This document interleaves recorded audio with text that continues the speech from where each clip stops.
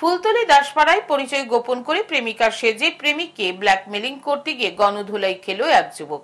ঘটনার বিবরণী জানা যায়, বামুঠিয়া লক্ষ্মীলুঙ্গা চা বাগান এলাকার বাসিন্দা যতন তান্তির ছেলে আশিস তান্তি নিজেকে মেয়ে পরিচয় দিয়ে সামাজিক মাধ্যমে যোগাযোগ করে কমলাসাগর বিধানসভা কেন্দ্রের ফুলতলী দাসপাড়া এলাকার সুজিত দাসের সাথে।